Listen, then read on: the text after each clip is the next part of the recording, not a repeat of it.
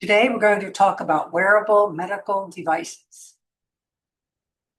We'll start with horses. 2 years ago at Churchill Downs, home of the Kentucky Derby, several racehorses died during the springtime meets or suffered severe injuries that caused them to be euthanized.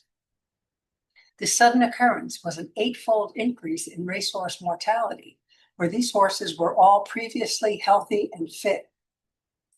What was the difference that year? All the horses were fitted with the StrideSafe device under the saddle.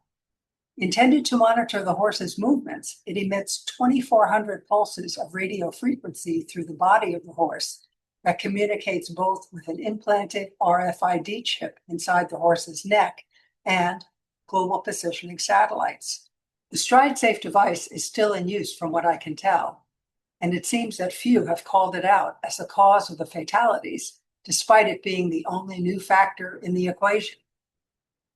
When HHS Secretary Robert F. Kennedy Jr. announced a campaign to encourage all Americans to use wearables to track health metrics, I connected these two things and decided to investigate further.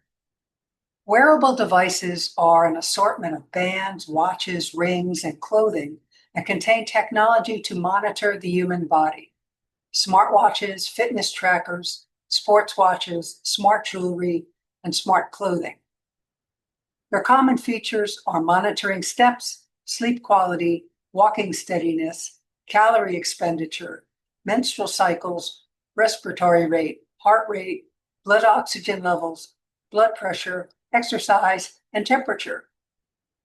Other features can include health metrics such as cardiovascular, neurological, dermatology, nutrition, reproductive, respiratory, and psychiatric.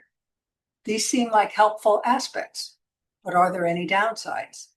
When people rely on a device to inform them, there is always the risk of dependency and inaccuracy. In seeking validation and success, it could contribute to obsessive behavior and perfectionism. Most concerning is the reported inaccuracy regarding heart monitoring and exercising heart rate. The wearable cannot detect heart attacks, blood clots, strokes, or other heart conditions, yet the device may cause false alarms. One study found that the fitness tracker could cause anxiety around food or sabotage weight loss efforts because the progress metrics were inflated. In others, the users experienced a higher rate of eating disorders. The wearables can lead to decreased physical activity by encouraging the user to sit still and use the device instead of engaging in physical activity. People can get overwhelmed with the continual flow of information about heart, sleep, weight, and fitness, which can lead to obsessive behaviors. More tangible side effects are skin irritation and allergic reaction, sleep disruption from notifications and buzzing, eye fatigue and headaches from blue light. The epidermal layer of the skin presents a challenge for data collection since it protects the underlying softer tissue from ultraviolet radiation. The resistance of the skin also adapts to the external frequency loads as needed. This inherent protective structure of the skin creates a barrier between the wearable sensors and the internal systems and functions. Biosensing is impossible without overcoming this obstacle. Any self-calibration of wearable devices poses a challenge because of the unique factors for each person, such as diet, health, family history, etc. Researchers recommend that wearable devices incorporate a level of machine learning technology for data analysis.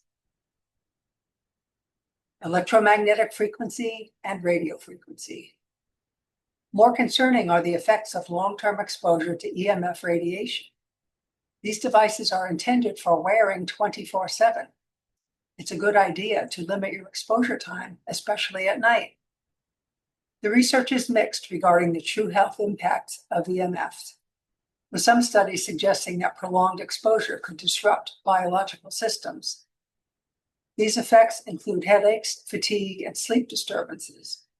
With long-term exposure, some results indicate greater risks of cancer, especially brain tumors. All of this is something to consider for devices that continuously emit radio frequency radiation into the body through direct contact with the skin.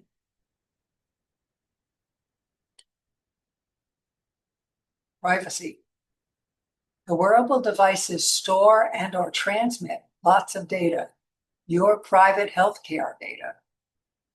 We must ask where this data is going and who has access to it. One of the things the wearables can monitor is your location.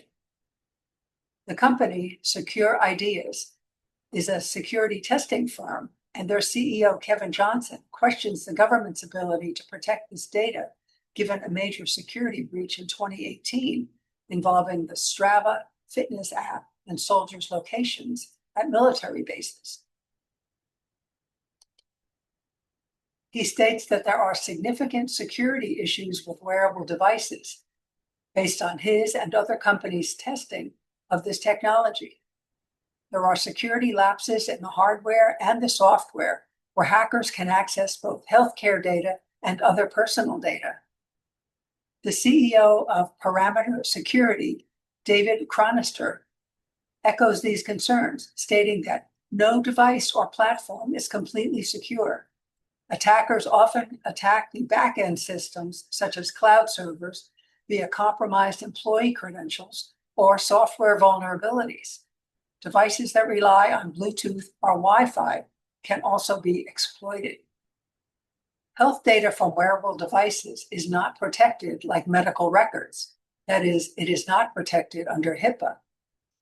There will be a link in the description to the HHS Cybersecurity Program HC3 intelligence briefing on wearable device security from March 2020, along with many supporting references. I think it's worth a look. The future. While there will be a push in the next few years for people to adopt the use of wearables, it is not mandatory yet. Do most people require a monitoring device to know how to have healthy habits? My guess is no, but what do you think? Could this technology evolve from wearable devices to body implants down the road? Implantable technology has long been in the works, and not just for healthcare monitoring. A CNET article from 2016 reported that the mobile phone of the future will be implanted in your head. Microsoft founder Bill Gates has invested in electronic tattoo technology as a replacement for handheld devices. Elon Musk envisions Neuralink brain implants. Either way, it is merging humans and machines. It is the future, unless we say no. Hi, I'm Ellen McCurdy, and I invite you to download my free digital report, The Big 3 Things That Are Harming You and You Don't Even Know It. The link will be in the description, or you can go to my website, triumphandgrace.com. Thank you. Talk to you later.